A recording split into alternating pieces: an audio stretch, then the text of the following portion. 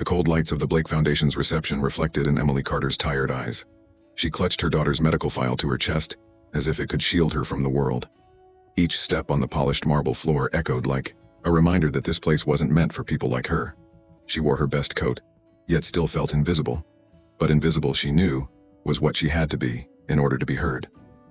At the front desk, a woman in a black blazer looked her up and down. "Do you have an appointment with Mr. Blake?" she asked, unsmiling. Emily took a deep breath. "I submitted an emergency request. The situation is urgent. My daughter needs surgery." The receptionist hesitated, then called someone. "Wait in room B." Emily walked into a modern room with glass walls and a panoramic view of the city. It didn't look like a room meant to help people. It looked like the office of an empire. She adjusted the papers, repeating her arguments in her mind.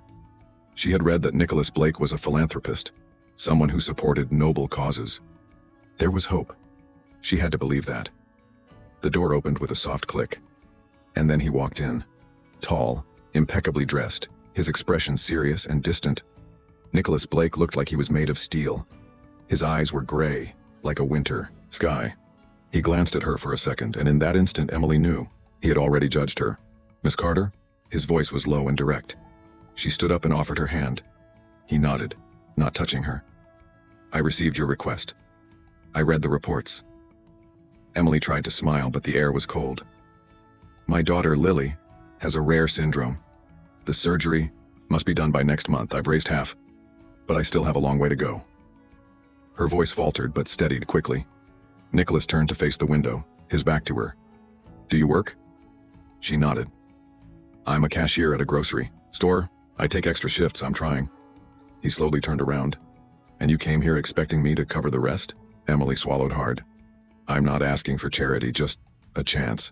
An emergency fund. Something your foundation has done before, for other children." Silence fell like a wall between them. Nicholas crossed his arms. "Miss Carter, every month dozens come here with heartbreaking stories. If I said yes to all of them, this foundation would collapse." Emily felt her face burn. "I understand, but this is my daughter's life." He stared at her, expressionless. "They all say that. And the next month they're on TV selling their sob stories for money." It felt like a punch to the gut. Emily stood frozen for a moment. "Are you calling me an opportunist?" Nicholas shrugged. "I'm saying there are patterns, and patterns exist for a reason." She stood up, her temples pulsing. "My daughter will die without that surgery. And all I'm asking is that you look beyond your spreadsheets." Nicholas took a step forward, cold. "And I'm telling you, this is not a viable case for foundation support." Emily stared at him. "So that's it? I opened my pain to you, and you don't even have the decency to look me in the eye when you say no?" He looked away for a second, brief, almost imperceptible. "This meeting is over, Miss Carter." She gathered her papers with trembling hands but raised her chin. "I won't beg. But one day, I hope you remember the face of the child you chose to ignore." And she walked out. She didn't cry. Not until she was on the sidewalk, far from the glass building that crushed hope with polite words. Outside, the November wind cut like a knife. Emily walked to the bus stop, every step heavy. Luxury cars passed her as if she didn't exist. But she did. And so did Lily. And somehow, she would find a way. Because mothers always do. High up in the building, Nicholas returned to his silent office. He picked up the file he had left on his desk. For a moment, he looked at the photo of the little girl, small, smiling, even with tubes in her nose. For a moment, something wavered inside him. But then, he closed the folder.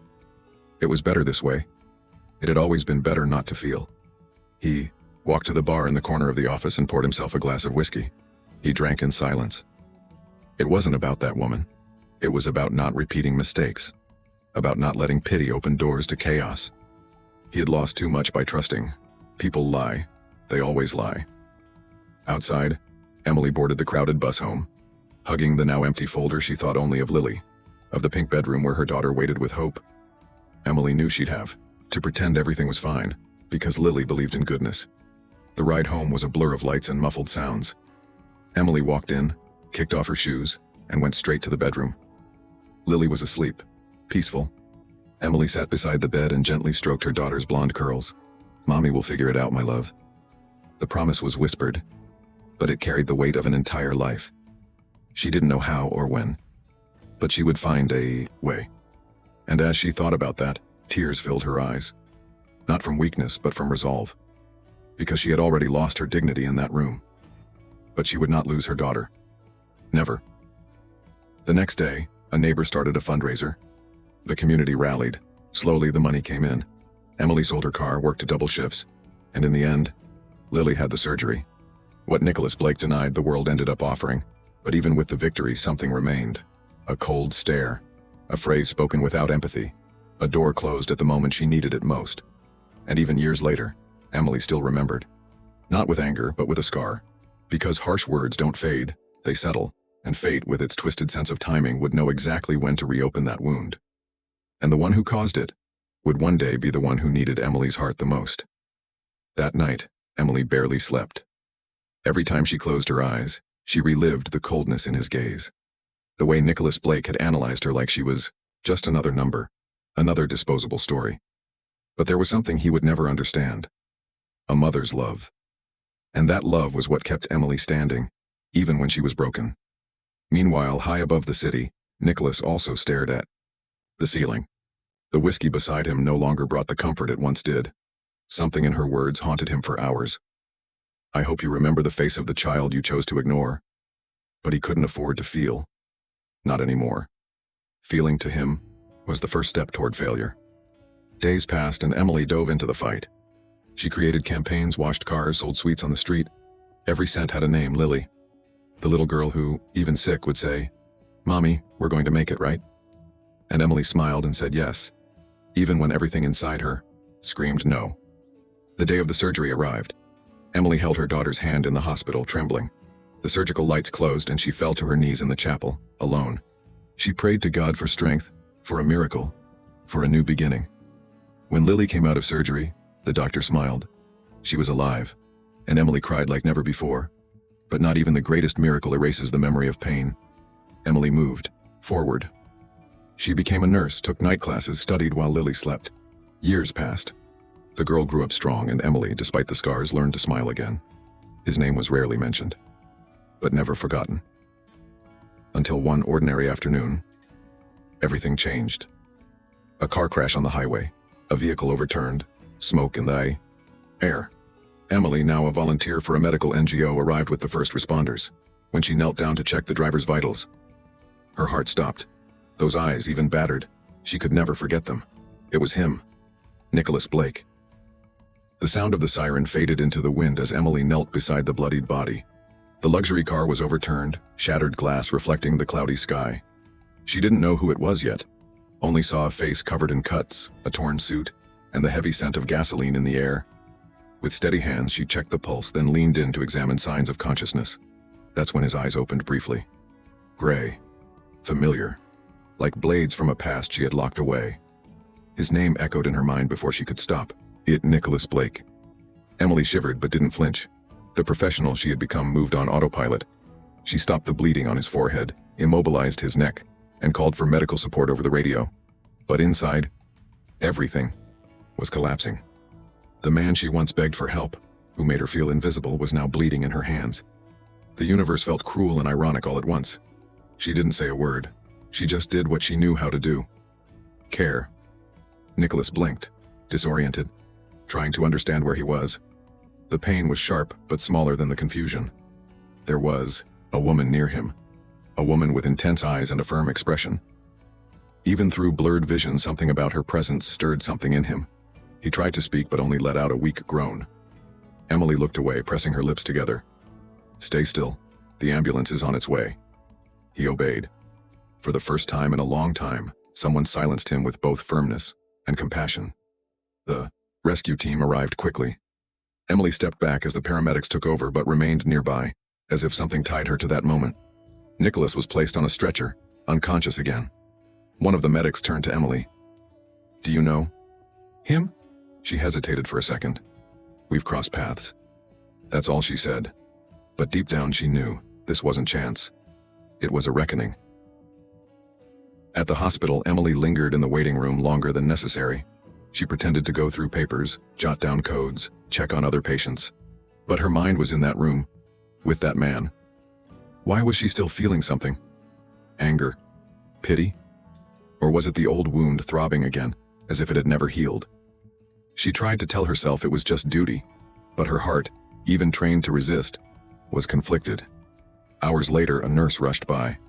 "He's awake," lucid but confused. Emily didn't answer, but she went, out of curiosity, impulse, or something she couldn't quite name. When she entered the room, he had his eyes closed, breathing slowly. The monitor beeped in a steady rhythm. She stood in silence for a while, watching the face now stripped of arrogance. Nicholas sensed her presence before opening his eyes. It was as if the air had changed. Then, slowly, he looked at the woman before him. "You were there." His voice was hoarse. Emily simply nodded. "Yes." He tried to sit up but groaned in pain. "Are you a nurse?" She raised an eyebrow. "Something like that." He looked at her like he was trying to solve an old puzzle. "Your face looks familiar." Emily crossed her arms, taking a deep breath. "It should." Nicholas furrowed his brow. Then a flicker. Something in her voice. In her eyes. The memory returned like a slap. The glass room. The desperate woman. The sick child. "You," he whispered. Emily nodded again. "That's right. The simple girl you judged without a second glance." The silence that followed was an abyss between them. Nicholas looked away, clearly shaken. For the first time in a long time, he had no rehearsed response. No justification. "I didn't know." Emily gave a slight ironic smile. "No, you didn't want to know." He closed his eyes as if it hurt more than the crash itself. "I'm sorry." She said nothing. The apology was too weak, too late. But even so, she felt it. "You saved my life," he said with effort. Emily shrugged. "I'm trained for that. I don't get to choose who deserves it or not." Nicholas swallowed hard. His pride wanted to react, but something was different. Something in him was broken, and she could see it. "Why did you stay after realizing who I was?" he asked. Emily hesitated. Maybe for me, maybe because no one deserves to die alone. That hospital room, white and impersonal, became the stage for a conversation that was never supposed to happen. Two distant worlds, tied by old wounds. Emily, with her quiet strength. Nicholas, with his exposed vulnerability. And there, for the first time, they stood as equals, human, wounded, silent. In the days that followed, Emily avoided visiting him again. She knew that the longer she stayed, the more that past would pull her back. Nicholas, on the other hand, asked about her every day. "The woman who helped me, does she still work here?" He got vague answers. But his interest grew. It wasn't guilt. It was something else. Fascination, perhaps. Nicholas began remembering the details. The folder of documents, the child's photo, the anger in her eyes, and now, the calm way she treated his wounds. There was something different about her, something he couldn't get out of his mind. She was the same, and yet entirely different, stronger, more distant, and that unsettled him deeply. Emily, meanwhile, spoke to Lily as if nothing had happened. Her daughter, now a teenager, was healthy, full of dreams. "You seem thoughtful, Mom," she said one night. Emily just smiled. Just tired. But deep down, she knew it was more. Nicholas's face kept reappearing, not as the cold man from before, but as someone trying to find himself. One day, Nicholas showed up at the reception of the community center where Emily worked shifts, limping, on crutches, hesitant. She saw him from afar and almost turned back inside. But he saw her too, and didn't look away. He walked toward her, with effort. "You take care of this place too?" he asked. Emily nodded. Life demands more from those who've been ignored. Nicholas didn't respond. He just looked around, seeing children running, paintings on the walls, the smell of soup coming from the kitchen. "I want to help. For real this time." Emily raised an eyebrow. "Why?" He hesitated. "Because I finally understand that money isn't the most valuable part of helping." She looked him in the eye. "Then what is?" Nicholas took a breath. Presence, respect, listening. Emily didn't say anything. That answer, if given years ago, would have changed everything. But now, was it too late? Or was this the beginning of something neither of them could name? She looked away. "If you want to help, go to the reading room. The shelves are broken." Nicholas smiled, as if receiving a silent permission, and he went. That afternoon, he spent hours there, not as a CEO, Not as a philanthropist, but as a man. Handling tools, hearing stories, getting paint on his hands. And Emily watched from afar, in silence. Still wary, still hurt. But for the first time, curious. Because something in Nicholas had changed. He laughed with the kids, helped the elderly carry boxes, asked about soup recipes like he genuinely cared. And when he looked at her, there was no more judgment. There was care. Subtle, but real. Emily didn't allow herself to believe. Not yet. But she didn't push him away either. They were on opposite sides of the same past, and maybe now at the beginning of an unexpected present. One where pain hadn't vanished but had started to transform. By the end of the week, Nicholas left a small donation, anonymously. But with it came an envelope. Inside, a handwritten letter. I can't change the past, but I can try to be someone better in the present. If you'll let me. Emily read in silence, her heart racing. She didn't reply. But she didn't throw it away either. That night, she sat on the NGO's porch watching the sunset. The sky was painted in orange and pink, and the world felt on pause. Maybe it was too soon for forgiveness. But there was something in Nicola. Something different. And maybe, just maybe, she wanted to see where that could lead. That night, Emily walked into Lily's quiet room and found her reading a medical book. So you want to be a doctor now? She asked, smiling. Lily nodded, excited. I want to help people like you helped that man. Emily shivered. Her daughter had no idea of the weight behind that sentence. Not everyone deserves our help, Lily. The girl frowned. But isn't that what makes it help? That we give it even when they don't deserve it? Emily swallowed hard, unable to answer. The next day, Nicholas returned to the center, unannounced. This time he brought boxes of books, musical instruments, and an unburdened gaze. He spoke with the volunteers, listened to families' stories. When he saw Emily, he didn't force a conversation. He just offered her a coffee, and they sat in silence on the porch for a few minutes. It wasn't a heavy silence, it was almost comfortable. Like two strangers beginning to learn how to respect each other's space. Emily still carried the memory of pain, but she also began to see something new in his eyes. Something that wasn't guilt or remorse. It was transformation. And to her, that was rarer than any apology. As Nicholas left that afternoon, he paused at the door and said, I was blind, but now, I'm trying to see. Emily didn't answer, but deep down, a small part of her, very small, wanted to believe it was true. The news came from the NGO director. A partnership had been secured with the Blake Foundation to restructure the community centers. Emily remained silent at the mention of the name. It was ironic. The man who once turned her away would now be injecting resources into the very space she had helped build with her own hands. And more than that, he would be involved in the decision-making. It'll just be for a few weeks, they said. But she knew. A few weeks could change everything, or reopen everything. At the first team meeting, Nicholas arrived right on time. Less tie, more rolled-up sleeves. Emily avoided eye contact, but he didn't.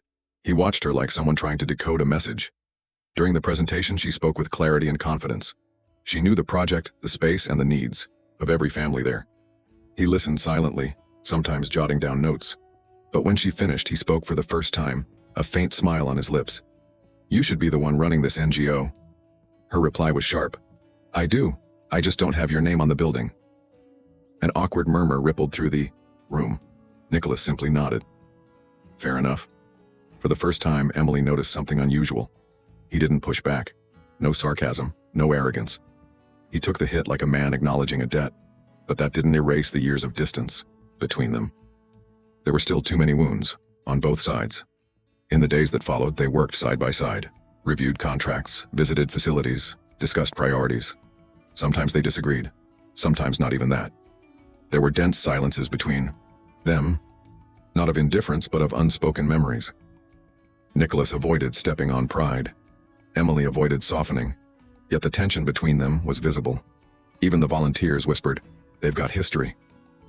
If only they knew how much. During a visit to one of the branches, a sudden storm left them stranded. The team had already gone, and only the two of them remained. Nicholas removed his wet blazer and sighed. Can't remember the last time I was stuck somewhere without wanting to escape. Emily let out a humorless laugh. Most people run from places where they don't feel at home. He looked at her.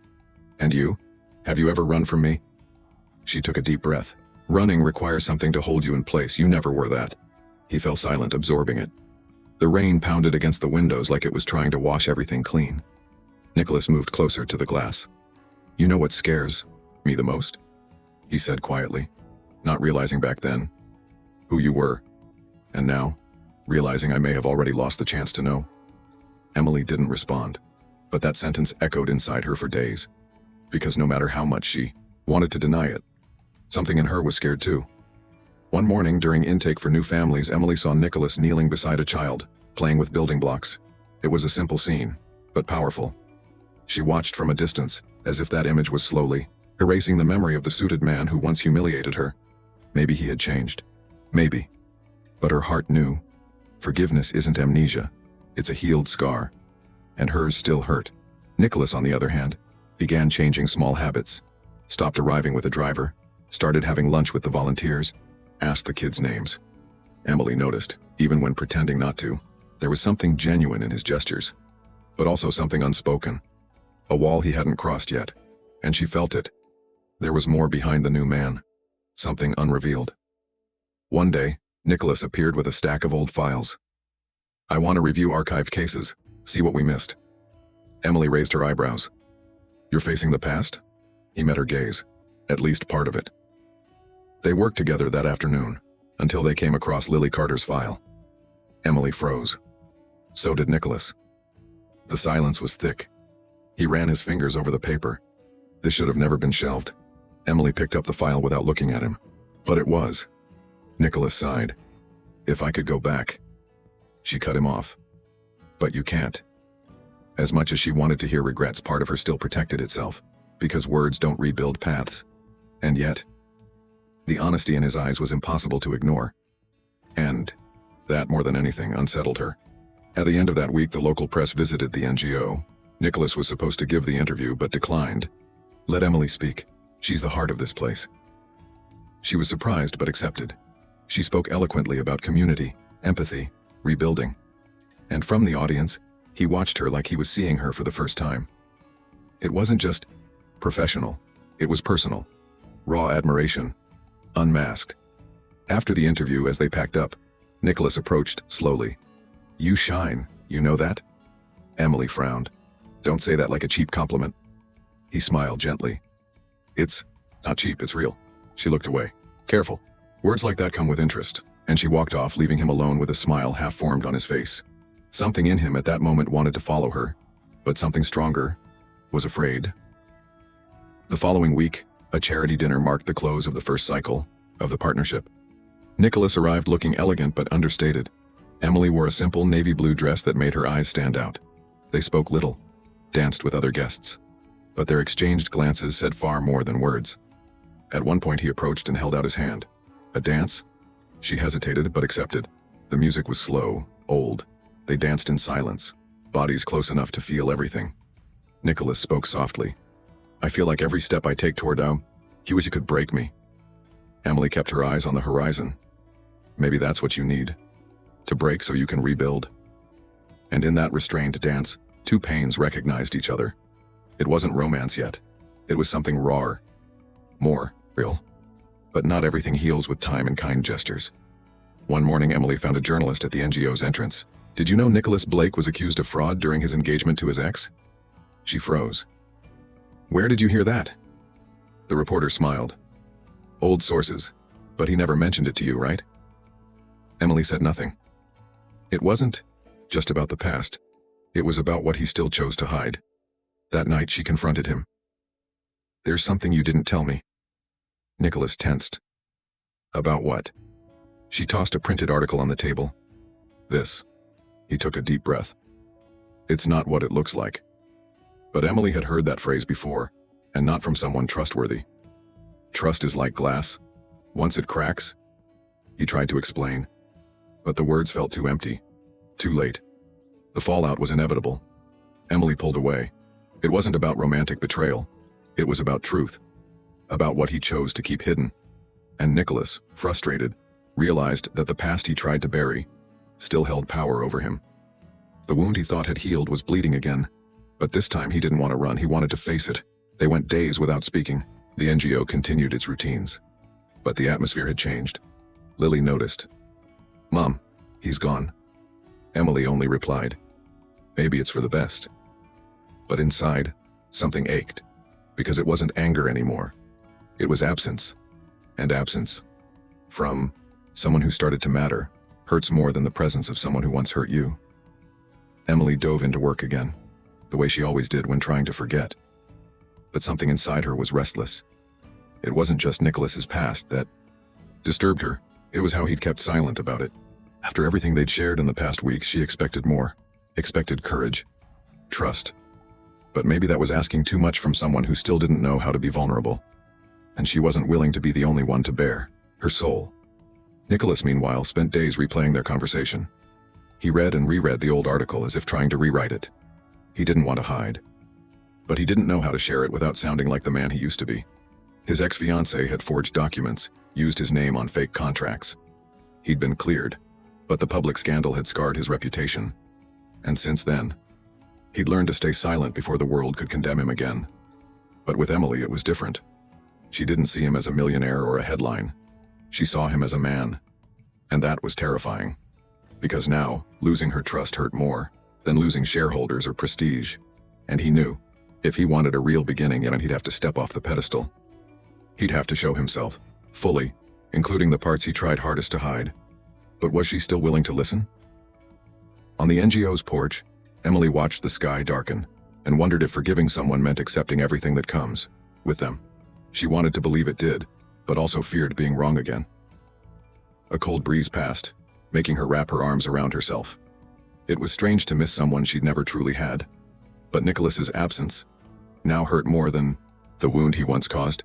Nicholas hadn't shown up for days. The empty space he left at the NGO was noticed by everyone, especially by Emily, even if she wouldn't admit it. She kept telling herself it was for the best. Distance meant protection. But at night, in the silence, the memories came in waves, the way he looked at her, how hard he tried to belong, the subtle gestures, and then came the questions. What if he really was trying to change? In the quiet of his apartment, Nicholas's ghosts began whispering again. He found himself staring at a forgotten cardboard box in his closet, filled with old documents, newspaper, clippings, and a letter he never had the courage to tear up. The letter from his ex-fiancée. She apologized, said she loved him, but also confessed everything. The schemes, the lies, the way she used his name to fool investors. Nicholas closed his eyes. That had been the beginning of the end. The day he decided to never trust anyone again. That betrayal had turned him into a guarded man. He stacked up success, profit, and power like armor. But now, that armor felt too tight. Especially after meeting someone who could see beyond it. Emily. With her steady gaze and raw truth. Nicholas knew he couldn't come closer to her while keeping the past locked away. He had to tell her. Show her. Even if it made him vulnerable. For the first time, he wanted to be truly seen. The next morning, he showed up at the NGO unannounced. His face was tense, but determined. He looked for Emily, who saw him from a distance and hesitated to approach. But he didn't wait. "We need to talk." She took him to the office. He sat down without hesitation. "I have something to show you."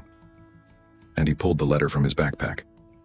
Emily's eyes widened in surprise. He placed the letter on the desk. "This almost destroyed my life.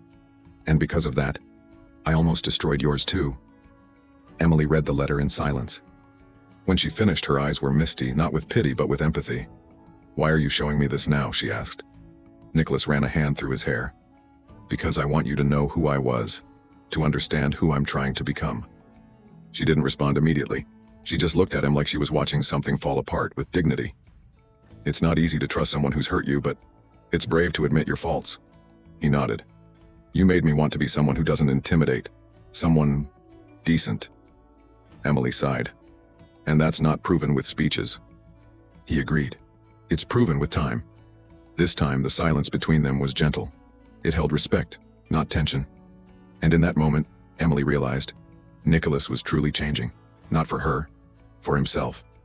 And maybe for something new. Between them, that afternoon they worked together again, with fewer walls, more coffee breaks, and quiet laughter. Nicholas shared stories from his childhood about his strict father, and how he grew up believing feelings were weaknesses. Emily shared about the nights Lily nearly died, selling sweets on the streets at dawn, the fear of never being enough.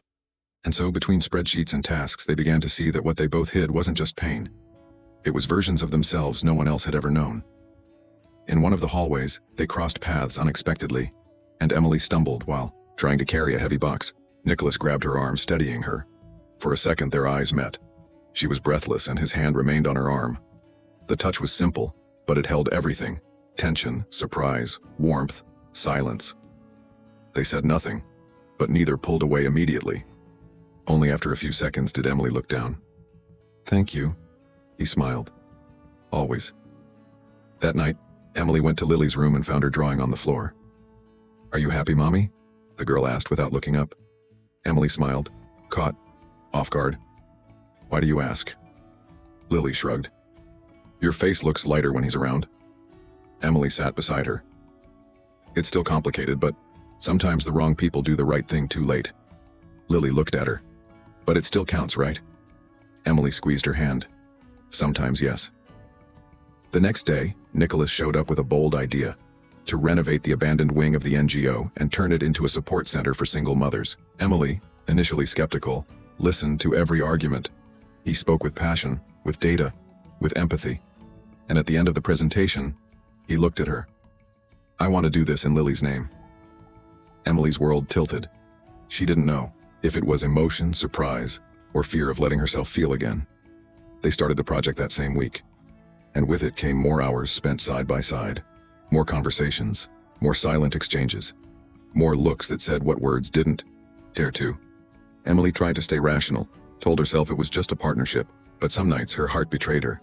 She thought of him, the touch in the hallway, the way he listened like no one else had in years. Nicholas, in turn, allowed himself to feel, without masks, without chains.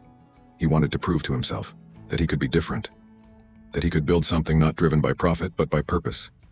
And every one of Emily's smiles was a step closer to that. He didn't rush anything. He simply stayed. And for someone like him, that was already a miracle. One rainy afternoon, the power went out at the NGO. The kids had already gone home, and only the two of them remained. Nicholas fetched candles from the storage room, and they laughed when one lit up crooked. They sat in the front lobby, lit by flickering flames, sipping tea in silence. Emily looked at him, her head against the wall. "Have you ever truly been happy?" she asked. Nicholas took his time. "I think I'm starting to understand what that means now." Emily didn't reply. She simply observed his face, tired, but lighter. This wasn't love yet, but it was the beginning of something worth tending. When he lightly touched her hand, she didn't pull away. It was subtle, no promises, but full of presence, and in that quiet touch there was more than any speech could hold. The next day, the room for the new support center was still dusty and full of old boxes. Emily tied her hair up in a messy bun and rolled up her sleeves. Nicholas arrived soon, after already wearing work gloves. "Didn't know CEOs knew how to use brooms," she teased. He laughed. "You learn once you start cleaning up your messes." They worked side by side for hours, laughing, sharing tools, getting paint all over themselves.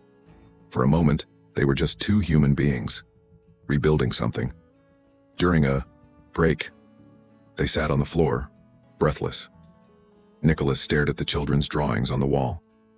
"You know, sometimes I wonder what it would have been like if I had someone like you before everything went wrong." Emily looked at him, seriously. "You still do?" He looked away, visibly touched. "I just don't know if I deserve it." She leaned in slightly without realizing. "Maybe it's not about deserving. Maybe it's about what you do with the chance you get." Little by little, the energy shifted. The silence between them was no longer tense, but full of expectation. Nicholas looked at her like he was trying to memorize every detail of her face. Emily's heart raced, but she didn't want to give in so easily. She knew the scars a poorly handled love could leave. But when he gently tucked a loose strand of hair behind her ear, she didn't pull back. "Emily," he whispered. But she calmly placed her hand over his and said, "Not yet." Nicholas understood, and respected it. He slowly withdrew his hand and gave her a sad smile. "I just needed to know if there was a chance." Emily took a deep breath. "There is, but I won't run alone anymore to catch up to someone. If you want to walk beside me." He nodded, as if receiving the most important instruction of his life. It wasn't a kiss, nor a declaration, but it was real. And for both of them, it was more than they'd had in a long time. That night, Emily wrote in her journal, "Today I almost let my heart trip, but it held firm.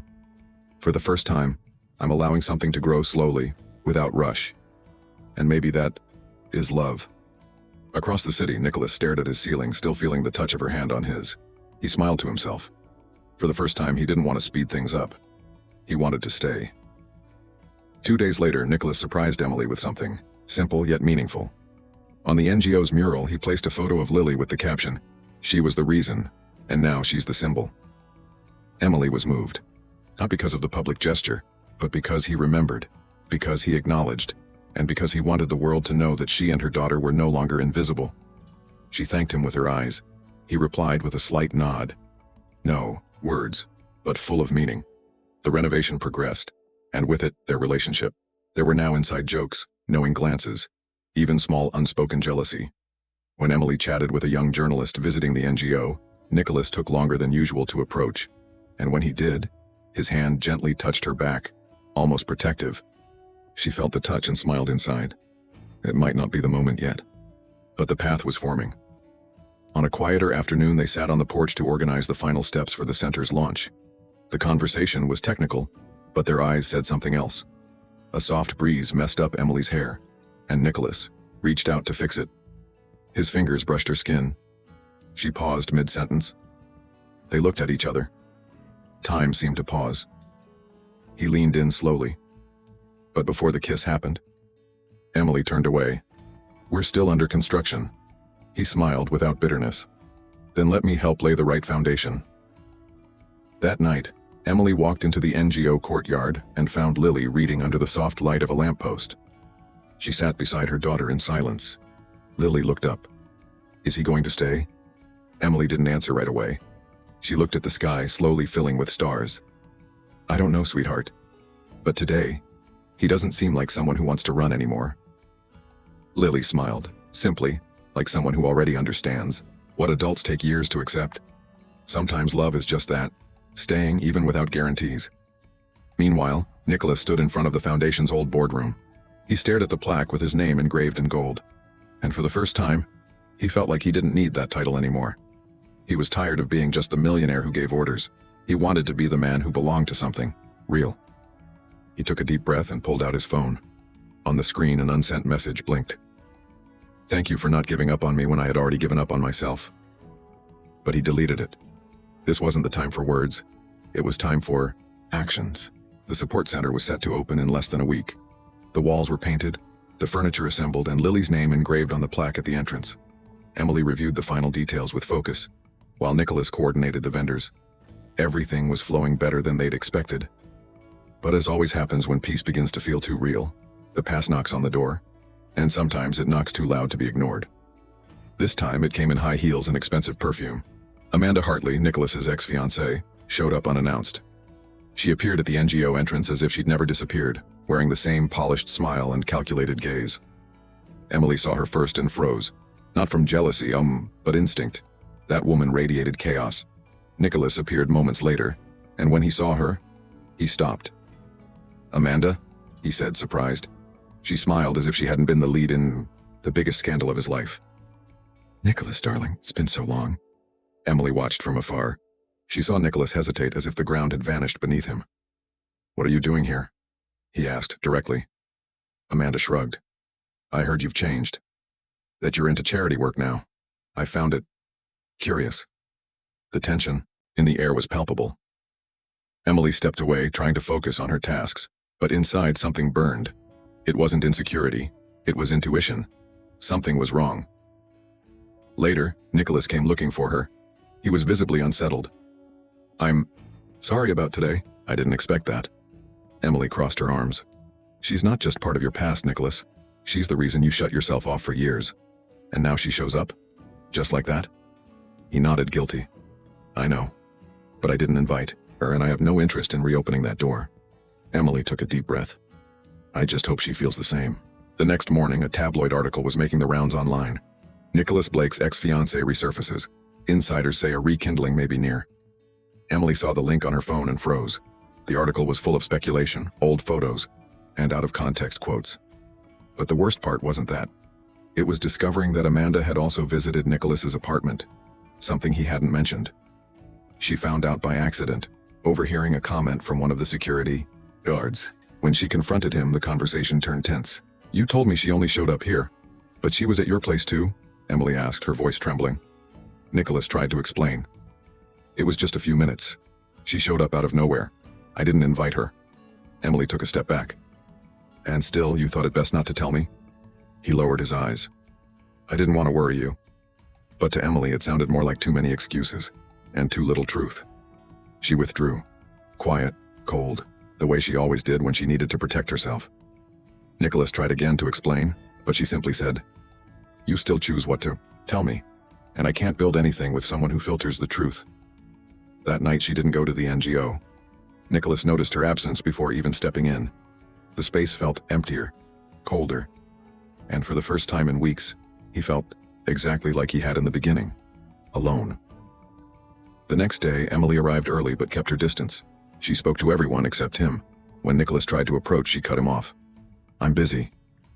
The words were sharp, not cruel, just self-preserving. He watched her from afar, feeling something he didn't know how to name. Fear of losing her over an omission, and fear that she might be right, because maybe he still didn't know how to be truly transparent. Amanda, meanwhile, didn't give up. She returned to the NGO with gifts, promises, and a smile that convinced no one but herself. Trying to reconnect, she approached Emily with a box of chocolates. "Can we start over?" Emily looked at her coldly. "We're not starting anything." Amanda smiled. "Fake. You seem so sensitive. I bet that's why he's so protective of you." Emily stepped closer. "Maybe that's also why he never looked for you again." Tension reached its peak days later during a meeting with sponsors. Amanda showed up uninvited, trying to impress investors. Nicholas was visibly uncomfortable. When Emily saw the scene, she grabbed her notes and walked out. Nicholas rushed after her. "Emily, wait." But she didn't stop. Outside on the balcony, he caught up to her. "It's not what it looks like." She turned around, tears in her eyes. "You keep saying that. But the truth is, you still make room for what should have been buried." "I just didn't want to create more problems," Nicholas said, frustrated. "Creating problems is hiding, and hiding is lying by fractions." Emily was hurt, but steady. "And I don't have space for half-love, Nicholas. Or half-truths."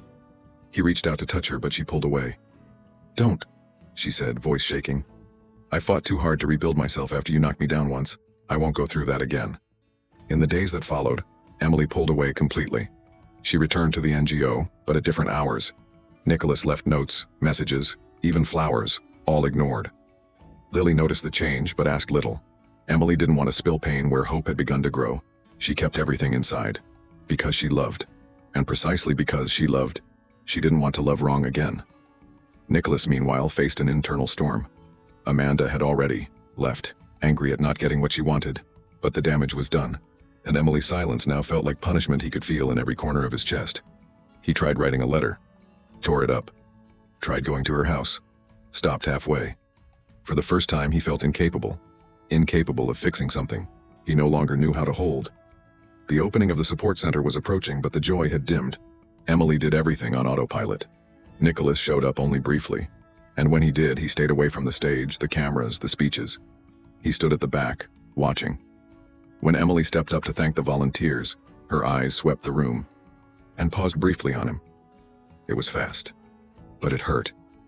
Because in him was everything unsaid. And in her, everything felt. After the event, Emily walked alone through the hallways. She entered the new support room and closed the door. She sat on the floor and for the first time in a long time cried, not out of anger, but out of longing.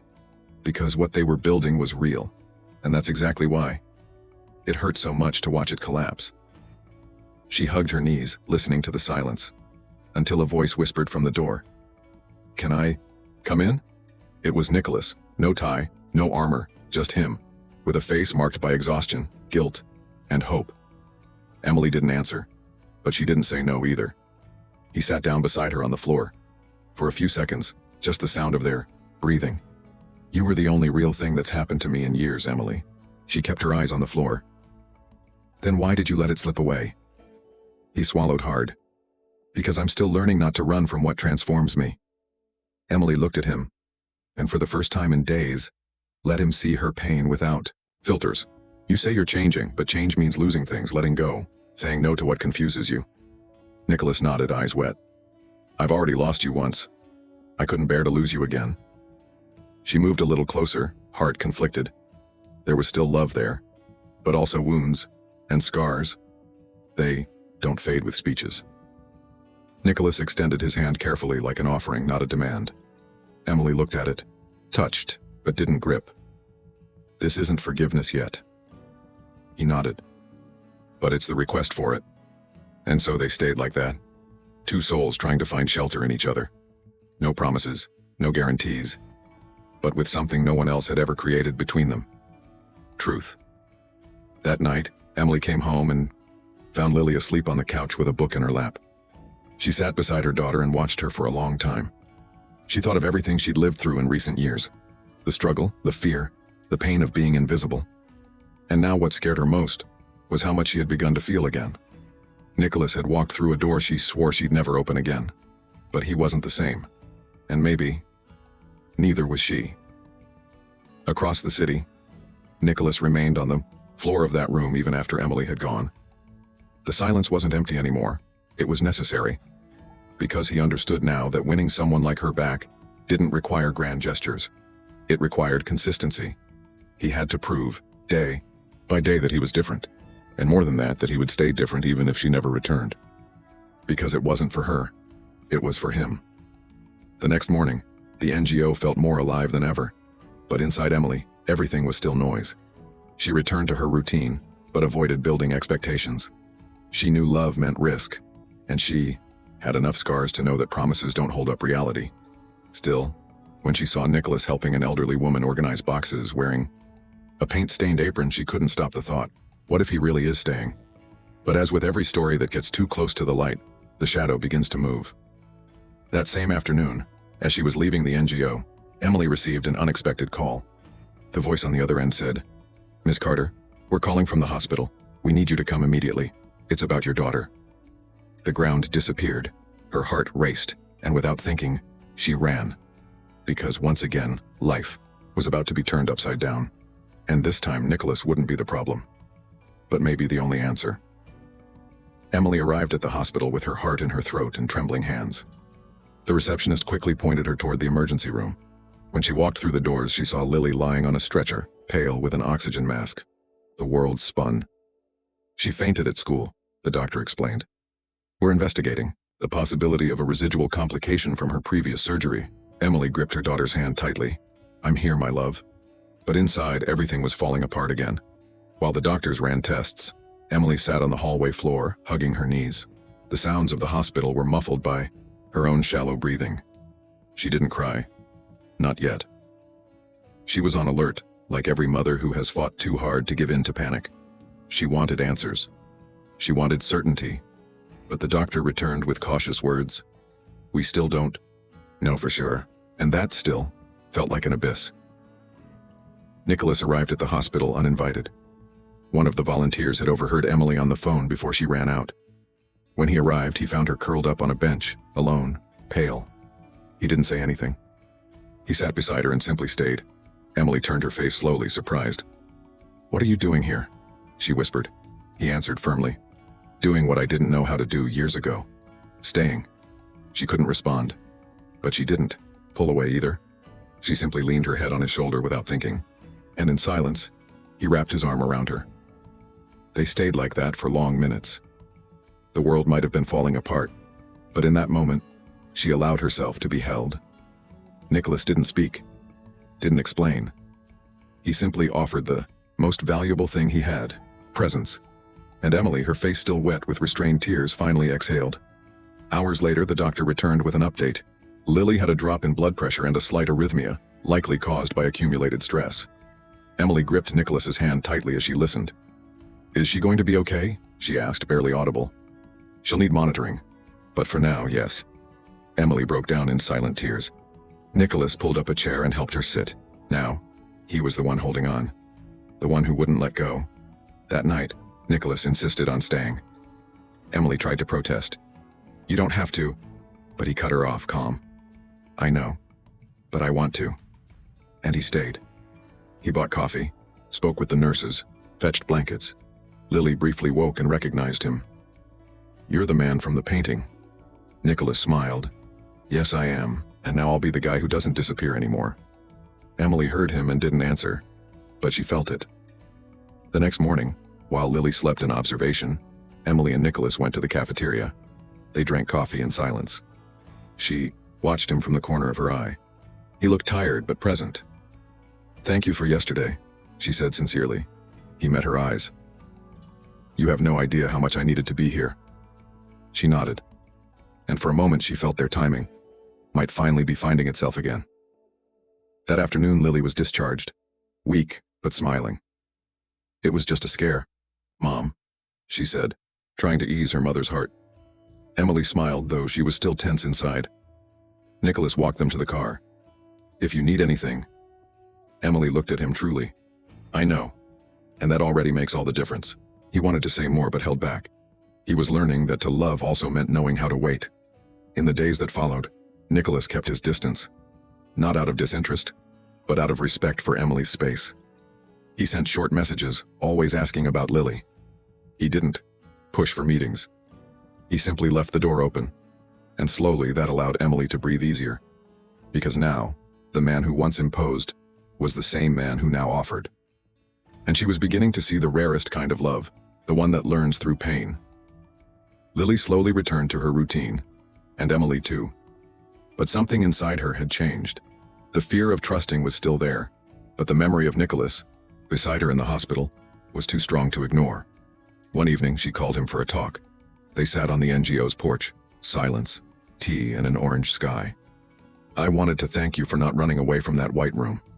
He smiled. "Running was what I did when I was weak."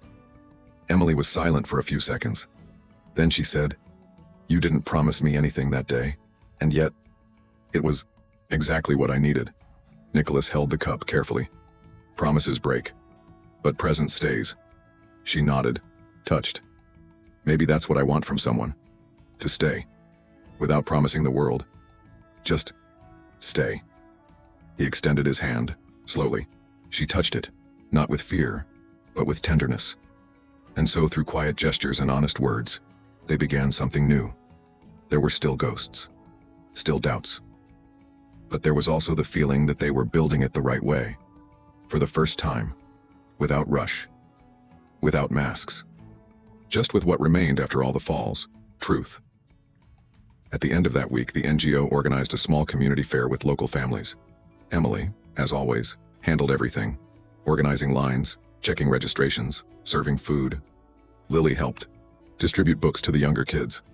Nicholas showed up mid-afternoon discreetly holding a box. "I brought the new uniforms I promised." Emily looked at him surprised. "You still remember those things?" He smiled. "When it comes to you, I remember everything." While the two arranged the uniforms in the back room, Nicholas handed her something. It was a small picture frame. Inside, an old photo of Lily, the same one from the dossier he had ignored years ago. But now, it was beside a new image. The ribbon-cutting ceremony at the center. I wanted to place them side by side, what I failed to see, and what I finally learned to. Emily took it carefully. "You're becoming someone who sees." That night, Emily stayed late at the NGO, finishing reports. Nicholas stayed too. Slowly everyone left. Only the two of them remained in the main hall, where the lights were low and rain began tapping on the roof. Emily sat on the floor, papers around her. Nicholas arrived with 2 mugs of tea. "You still forget to eat," she laughed. "Old habits, hard to break." He sat beside her, silent. For a long moment, only the sound of the rain surrounded them. Then Nicholas spoke. "Emily, if I told you I never want to leave again, would you believe me?" She looked at him seriously. "If you said it, I wouldn't believe. But if you keep staying day after day, even when I'm difficult, maybe I'll start to believe on my own." He nodded, respecting every barrier still there, and willing to force none. Emily closed her eyes and took a deep breath. She was tired, but it was a good kind of tired. The kind of tired felt by someone who carried the world alone for too long, and could finally share the weight. "Sometimes I still think I'll wake up and realize this was all just an illusion," she whispered. Nicholas leaned his head against the wall. "Me too. But if it is a dream, it's the most beautiful one I've ever had." She smiled, eyes watery. Suddenly, a loud thunderclap made the lights flicker. Emily laughed, surprised. "Feels like the world is trying to say something." Nicholas looked at her, gentle. "Maybe it's saying that even in the middle of the storm, We can still find shelter? She leaned her head on his shoulder, and they stayed like that. Two survivors of their own story, comforted by silence and rain. No promises needed, just presence. The next day, Emily found a letter left by Nicholas on her desk. It wasn't long. It read, "If you let me, I want to relearn love with you. I don't want to promise you the sky, just walk beside you even when life feels like ground. And if one day you look at me and there's still pain in your eyes, I will stay. Not to fix, but to care." Emily read it, and for a moment, closed her eyes. It wasn't a plea, it was a gesture. And that touched deeper than any declaration. That same afternoon, she found him in the courtyard helping a group of teens with a mural. She walked over quietly and stood behind him. "There's a color missing there," she said. Nicholas turned, surprised, but happy. "Which color?" She looked into his eyes. "The color of courage." He smiled, understanding the message.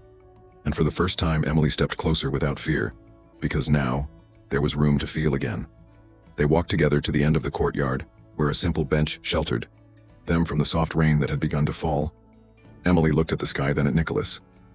"Maybe we didn't have the right beginning," he finished, "but we can still build a beautiful middle, and maybe an unforgettable ending." She nodded, resting her head on his shoulder. Rain wet their feet, but there was peace. And so ended the day when everything seemed lost. But in truth, it was the day when everything began to be found. Because when love learns to stay far even in the storms, it doesn't need to be perfect.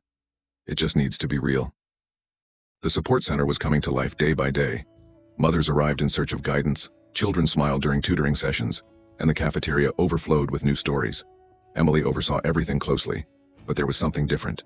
In her eyes, lighter, more open, as if her heart was learning to breathe again. Nicholas remained present without intruding. He helped as he could, respecting her pace and silences. But deep down, he knew he needed to do more. Not to impress him, but to offer what had yet to be spoken. That week, Nicholas disappeared for 2 days. Emily found it odd, but didn't press. She figured maybe he was giving her space or busy with foundation matters. But on the third morning, a message arrived. "I need to show you something today at 5 p.m. in the first place where I denied you." Emily's heart raced. She knew exactly where he meant. The old foundation headquarters, where it all began, where he had looked at her and refused to truly see. At exactly 5 p.m., Emily arrived at the now renovated building, its signs brand new. The receptionist recognized her and led her to the top floor. When the elevator doors opened, what she saw left her breathless. The old meeting room had been transformed. No marble table, no leather chairs. Just simple rugs, wooden benches, and paintings made by the children of the foundation. And in the center, Nicholas. He stood holding a microphone. But there was no audience, only her. Next to him, a screen displayed snapshots of their story. Emily and Lily in the hospital, Nicholas working on renovations, scenes from the foundation. He took a deep breath and began.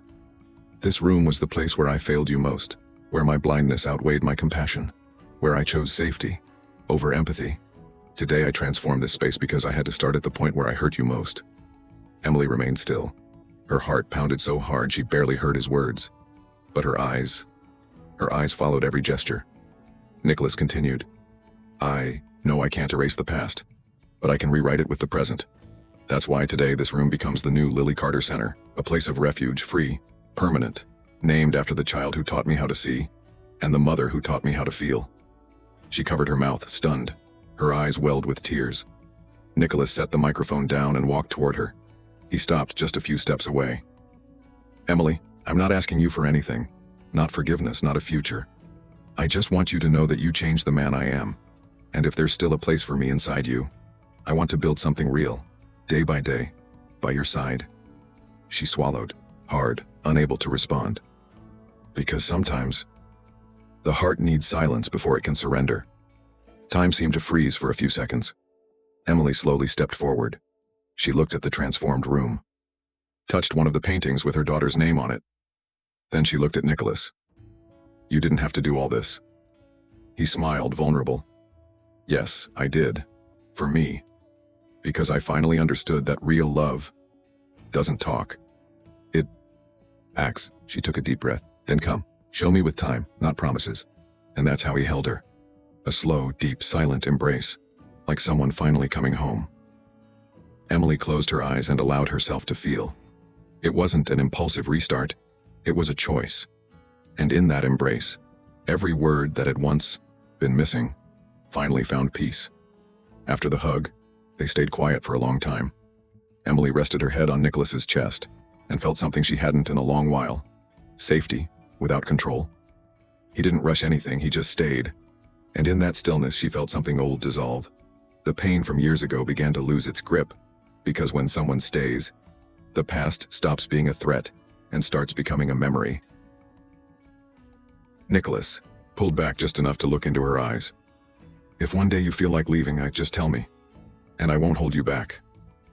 But while you want to stay, I promise to be a shelter. Emily smiled gently. I'm not ready to leave. I just need small steps, and honest ones. He nodded, honoring every layer of her, because now, more than winning her, he wanted to deserve her, every day. In the days that followed, something shifted between them. There were no public declarations, no drastic changes. But there was presence. There was mutual care. Nicholas started picking Lily up from school when Emily was busy. He helped cook for the foundation's events. And at night, when the halls emptied, they sat on the porch unhurried. They talked about the future, not with rigid plans, but with openness. And slowly, a real future began to bloom. One afternoon, after a lecture at the center, Emily saw Nicholas distracted with one of the kids. He was crouched down, helping the child with a puzzle. She watched from afar, her throat tight. He was no longer the man who once denied her. He was whole, available, patient. And it was in that simple gesture that she felt it. She was ready. Not because everything was perfect, but because he had chosen to stay, even without guarantees. That night, Emily invited Nicholas up to the rooftop. The city lights stretched like urban constellations. Do you remember the first time you looked at me? She asked. He nodded, ashamed. Yes, and I regret it every day. She stepped closer. Well, today, I want you to look again, but with the eyes you have now. And when he did, there was no fear, only surrender. Emily gently touched his face. You stayed. He took her hand. And I'll keep staying, if you let me. Then slowly she leaned in. The kiss came softly, intimately, full of story. It wasn't rushed passion. It was built. With respect. With everything they had survived to get there. And when they pulled back, they weren't the same. They were whole. Finally. Together. In the days that followed, word quietly spread. Yes, they were together. But they didn't become gossip. They became an example. For the volunteers, for the families, for the children who saw in that love a new kind of hope. One built through flaws, through real choices. Nicholas didn't leave the foundation. On the contrary, he opened new branches, inspired by Emily and Lily's story. At one of those inaugurations, Lily was once again called to cut the ribbon. This time taller, stronger, and with her heart dad by her side. Nicholas knelt beside her and whispered, You saved me, you know. She smiled. You just needed someone to see you. Like Mommy did. He nodded, overcome with emotion. Because there in front of the world was what he had searched for all along, a home without a roof, but filled with love. That night, as they returned home, Emily rested her head on Nicholas's shoulder. Are you still afraid? She asked. He answered honestly. Yes, but now, I walk with fear anyway, because you're here. She smiled, squeezing his hand. Then we're ready. For everything. And they sat in silence, watching the sky from the porch, knowing that the hardest part was behind them, staying. And so, forgiveness stopped being an idea and became action. Love stopped being a promise and became presence. And two people who began on opposite sides of the same pain finally learned to love not for who the other promised to be, but for who, after everything, they still chose to be, for each other. The next morning, Emily woke up earlier than usual. She walked to the kitchen and found Nicholas making coffee, wearing an apron, his face focused. He smiled when he saw her. Woke up wanting to take care of you. She approached, slowly, resting her head on his chest. You already do that, just by being here. He wrapped his arms around her from behind, silently. Right there, without a word, was something more powerful than any declaration, the habit of loving through small gestures. Lily entered the kitchen moments later and joined them, laughing at the scene. You two look like a movie, Nicholas. chuckled. Maybe we are, but one of those movies that start off messy and end up making sense. Emily looked at him, moved. With truth, she added. Because now, every step they took was made of conscious choices, of rebuilding, and of a love that had proven stronger than everything they had faced. At the center, days began to take on a new color. Not perfection, but presence. Emily and Nicholas shared responsibilities, smiles, and even disagreements. But now, they knew how to listen, how to yield, how to return. Because when love grows up, it doesn't fear friction, it learns from it. And what once was fragile was now strong, because it had been tested by time, by pain, and still chosen, despite it all. On the last Friday of the month, Nicholas left an envelope on Emily's desk. Inside was a simple note. Dinner on the rooftop at 8. Just us. No rush, no promises, just presence. She smiled as she read it because she knew this was the kind of romance that lasts, the kind born from chaos, matured in silence, and blooming in what's real.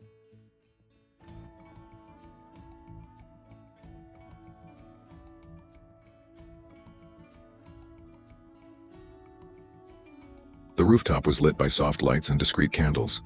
The table was simple, ceramic plates, linen napkins, and freshly picked flowers from the NGO garden. Emily arrived a few minutes early, wearing a light flowing dress that danced with the evening breeze. Nicholas was already waiting, 2 glasses of wine served. When he saw her, he stood up. You look beautiful, she smiled. You look different. He nodded. For the first time, I feel whole. During dinner, they talked about everything and about nothing. They laughed about Lily's clumsy moments, the makeshift fixes at the NGO, their rough beginnings. But there was something in the air that made everything feel more meaningful. The silences between sentences were full of history, because every laugh carried the echo of old tears. And every glance said, we're still here. Alive. Together. Choosing to stay. After dessert, Nicholas stood up nervously and walked to a small box near the balcony. He returned with a cream-colored envelope sealed with wax. He handed it to Emily. It's not what you think. It's not a ring. Not a marriage proposal. It's something more ours. She opened it carefully. Inside was a handwritten note. Just 2 sentences. You are my home, and I am the ground where you can step without fear. Emily felt her eyes fill with tears. She folded the paper gently and placed it close to her chest. Thank you for giving me words, but above all, for finally giving me the right kind of silence. Nicholas extended his hand. She took it. They stood and walked to the edge of the rooftop. Below, the city kept rushing. Up here, time had stopped, and in that moment, neither of them needed to run. The next day, routine resumed, but something within them had solidified. They no longer needed to prove anything.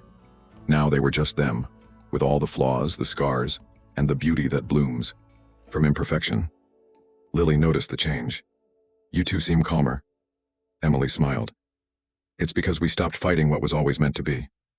Nicholas looked at them and started nurturing what deserves to stay. Weeks later, the NGO received a Social Impact Award. Emily was chosen to speak. She stepped on stage in a blue dress and a light heart. We're not here because of perfection, she began. We're here because someone believed when no one else did. Because love, true love, doesn't come ready. It is built. It endures. And above all, it chooses to stay. The crowd gave her a standing ovation. Nicholas watched with teary eyes. After the event, while everyone celebrated, Emily and Nicholas slipped away to the rooftop. Can you believe we made it? He asked. She nodded. Not because everything worked out, but because we stayed, even when it all seemed wrong. He smiled. I never thought loving would feel like this. She touched his face. Loving is staying, trying again, not running. And they kissed. Gently, like sealing a promise already lived. Lily began, writing posts about the NGO. She dreamed of starting a blog. I want to tell stories of new beginnings like ours.